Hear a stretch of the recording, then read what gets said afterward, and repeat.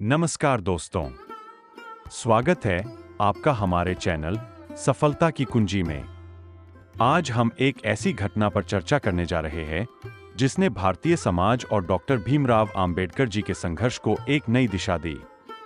यह घटना है 6 नवंबर 1951 का और उनका पटना दौरा और उनका वह ऐतिहासिक भाषण जिसमें उन पर पत्थर फेंके गए थे। आइए इस घटना पर चर्चा बिना देरी किए शुरुआत करते हैं।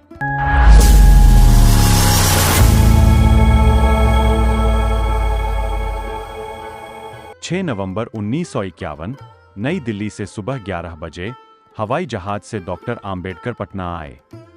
उनके साथ उनकी पत्नी सविता आम्बेडकर और परिगणित जाति संघ के महामंत्री P.N. राजभोज भी थे। उनका पटना में 2 दिनों का व्यस्त कार्यक्रम था। 8 नवंबर 1951 को सुबह वे हवाई जहाज से लखनऊ के लिए प्रस्थान किए।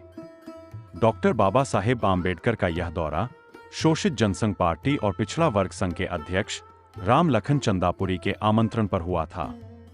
संध्या 5 बजे गांधी मैदान पटना में उनकी एक सार्वजनिक सभा आयोजित की गई थी। साथियों, जाड़े का समय था और संध्या होने के कारण बिजली की व्यवस्था की गई थी। गांधी मैदान लोगों से खचाखच भरा था तथा अंजुमन इस्लामिया हॉल पटना के कार्यक्रम की अध्यक्षता बिहार विधानसभा के विरोधी दल के नेता सैयद अमीन अहमद जी ने किया था। जैसे ही डॉक्टर आम्बेडकर ने खड़े होकर भाषण देना शुरू किया, अचानक उन पर ईंट और पत्थरों के टुकड़े फेंके जाने लगे। बिजली की लाइन काट दी गई, अंधेरा कर दिया गया और सभा को बाधित करने का जोरतोड़ प्रयास किया गया। इस हंगामे के दौरान मंच पर चंदापुरी ने बाबा साहब का बीच बचाव किया और उन्हें ईंट पत्थरों से बचाना चाहा, पर कुछ ईंटों से चोट भी लगी। जब इधर से आवाज लगाई गई कि पकड़ो पकड़ो, तब ईंट पत्थर फेंकने वाले भाग खड़े हुए। कुछ समय बाद बिजली आई और शांति स्थापित हुई। सभा के विरोधियों का नेतृत्व उच्च जाति के कार्यकर्ताओं के साथ भोला पासवान, शास्त्री M.L.A. नरसिंह बैठा और मुंगेरी लाल कर रहे थे। जगलाल चौधरी, जो उस समय बिहार सरकार में मंत्री थे, लेकिन मित्रों, बाबा साहब जी नहीं रुके और अपनी आवाज बुलंद की और बाबा साहब कहे कि मुझे यहां आकर बहुत प्रसन्नता हुई है। आप इतनी तादाद में इस सभा में उपस्थित हुए हैं, आपको धन्यवाद।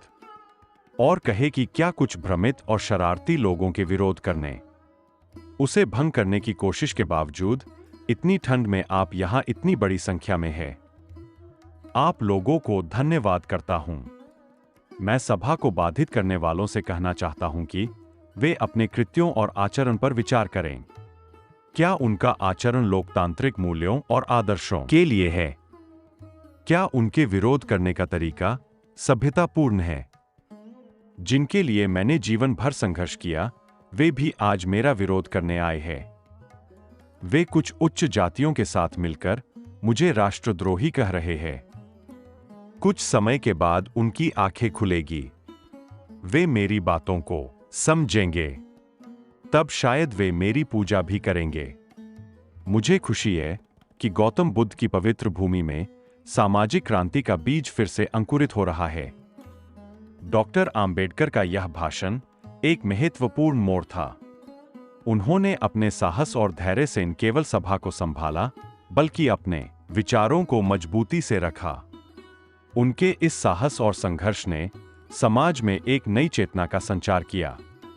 साथियों, यह घटना हमें यह सिखाती है कि किसी भी सामाजिक बदलाव के लिए संघर्ष और साहस की आवश्यकता होती है। डॉक्टर आम्बेडकर का जीवन और उनके विचार हमें यह प्रेरणा देते हैं कि हमें अपने अधिकारों के लिए खड़ा होना चाहिए और सामाजिक अन्याय के खिलाफ लड़ना चाहिए। तो दोस्तों, यह था डॉक्टर बाबा साहेब आम्बेडकर जी का वह ऐतिहासिक भाषण जिसमें उन पर पत्थर फेंके गए थे। उनकी इस घटना ने भारतीय समाज में एक नई जागरूकता पैदा की। हमें भी उनके आदर्शों पर चलना चाहिए और समाज में समानता और न्याय की स्थापना के लिए निरंतर प्रयासरत रहना चाहिए। अगर आपको यह वीडियो पसंद आया हो तो इसे लाइक और शेयर जरूर करें।